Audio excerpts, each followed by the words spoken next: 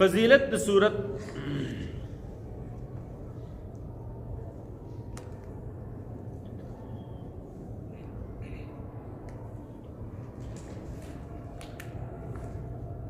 یو صحابی دی د رسول الله مبارک سعید ابن المعلا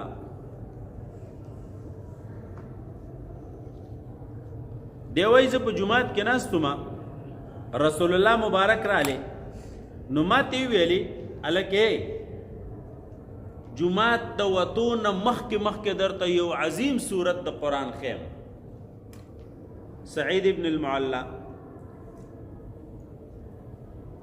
وی ما ته رسول الله مبارک فرمایل چې د جمعات د وتون مخک درته یو عظیم صورت د قران خیم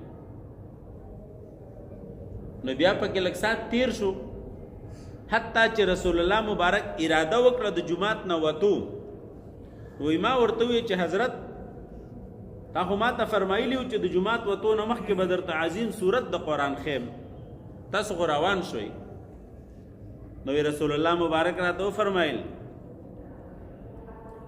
چې دا عظیم صورت چې دی الحمدلله رب العالمین ان فاتحة الكتاب دی عظیم صورت څه دی هي سبع المثانی والقرآن العظیم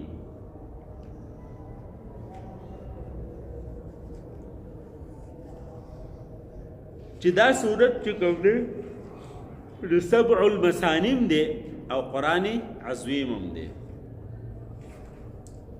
قرآن کې راغلی کنه ولقد آتیناک سبعا من المثانی والقرآن العظیم التا کم آیت چې دی کنه نو حدیث کې هم دغه آیت طرف ته اشاره ده ولقد آتیناک سبعا من المثانی والقرآن العظیم نو وای دا صورت چې دی دا سبع المثانیم دی او دا قرآن عظیم هم دی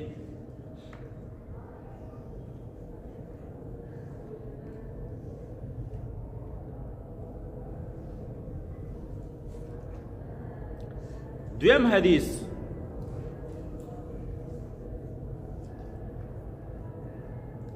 انس رضی اللہ تعالی عنہ فرمائی وی رسول اللہ صلی اللہ علیہ وسلم فرمائل اذا وضعت جنبک علی الفراش کله چې ته خپل بستر باندې سملی وقلت الحمد لله رب العالمین او به سورة الفاتحه الحمد لله رب العالمین امنت من كل شيء الا الموت ته د هر شي نه محفوظ شي سوا د مرګ نه ولی د مرګ نه بچاو خو نشته نور د هر شي نه ستا څه وشو حفاظت وشو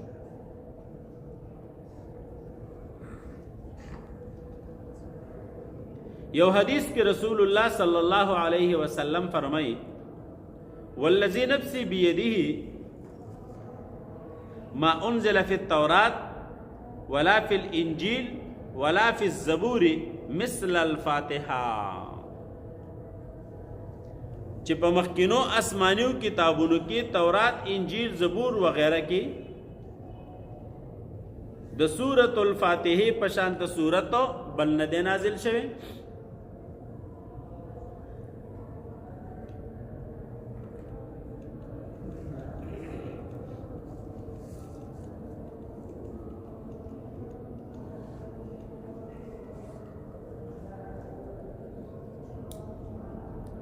تفسیر قرطبی والا یو روایت راخسته دی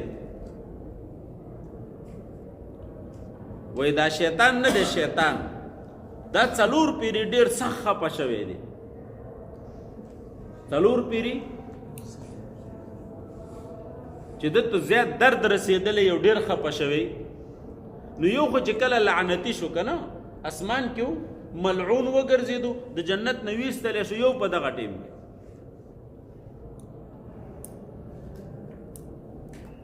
دویم چې کله د جنت نه وتو نه بعد څو وخت پورې دی په اسمانونو کې ګرځېدو را ګرځېدو بیا ورته الله ویل کوشه د اسمان نم کوشه دغه وخت کې بیا ډېر سخت خفه شو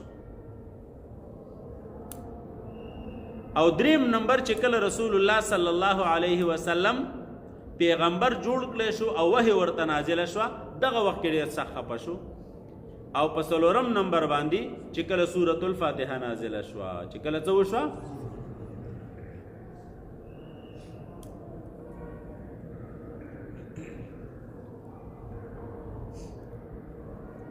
بل حدیث رسول الله صلی الله علیه وسلم فرمائی اللہ رب العزت فرمائی قسمت الصلاة بینی و بین عبدی ولعبدی ما سأل. صلاة نہ مراد سورة الفاتحہ دا. رسول اللہ مبارک فرمائی وی اللہ رب العزت فرمائی چې ما سورة الفاتحہ تقسیم کړي د په دوو حصو باندې. په څو باندې؟ دوو حصو باندې.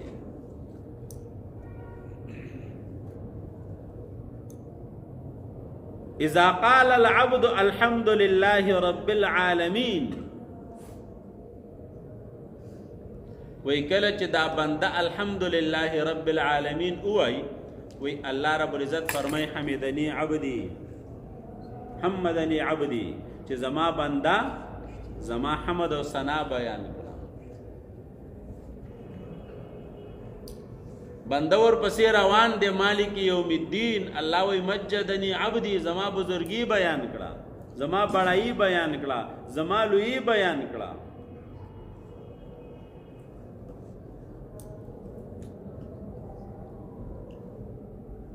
د دې هر آیت نرستو الله رب العزت خپل جواب کوي. دلته درته یو نکته وایم. حافظ ابن القیم رحمت الله علیه فرمایي، حافظ ابن القیم لوی محدث دی، د اهل حدیثو یو لوی امام ګڼل کېږي. نو هغه وایي کنه چې کله سړی سورة الفاتحه وایي نو وقفتن دی وایي. څه دی وایي؟ الحمد لله رب العالمين الرحمن الرحيم مالك يوم الدين. وای داسې دی وای چې د هر آیت نرستو چې کم جواب الله رب العزت د تورکی په کار د چې دی هغې ته څه وکړي؟ وقفه وکړي. دا ما چېرته نورو کتابونو کې نه دي لیدلي، خو بس هغه فرمایلي دي.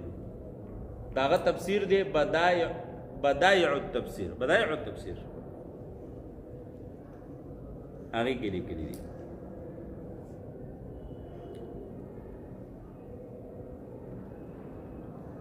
نو چې کله دا بنده سوال کوي بیا الله رب العزت ورته جواب ورکوي او دا وی ولعبدی ما سأل، چې اول خو بنده زما لوی بیان کړه، بڑائی بیان کړه، ثنا صفت بیان کو، بزرگی بیان کړه، او بیا بنده دعا وغوښتله وی چې څه غواړي نو زه بیا ورته ورکوم، چې څه غواړي زه بیا ورته ورکوم.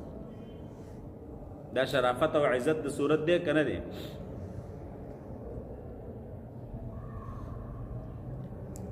یو حدیث پر روایت د بیهقی باندې راغلی، رسول الله صلی الله علیه وسلم فرمایي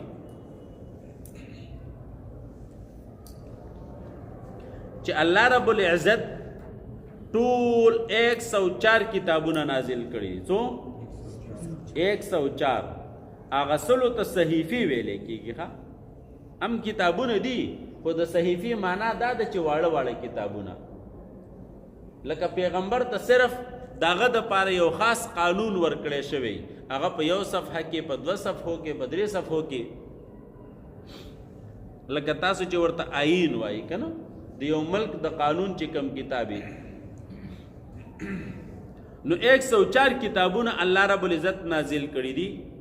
بیا د دغه 104 کتابونو علوم چې کم دي نو دا 4 غټو کتابونو تراجمه شوي دي. د 104 کتابونو علوم 4 غټو کتابونو ته راجمه شوي دي. بیا د دغه 4 غټو کتابونو چې کوم علوم دي دا صرف او صرف قرآن پاک ته راجمه شوي دي. او بیا د ټول قرآن پاک چې کوم علوم دي دا مفصلاتو ته راجمه شوي دي. دا 9 غټ سورتونه اول چې کوم قرآن کې ذکر شوي مفصلاتو ته، او بیا د مفصلاتو چې کوم علوم دي دا سورة الفاتحه کې راجمه شوي دي. په څه کې راجمه شوي؟ سورة الفاتحه کې راجمه شوي. نو دا څه وګڼه چې دا سورة الفاتحه د آسمانی علومو د پاره یو مرکز دی. مرکز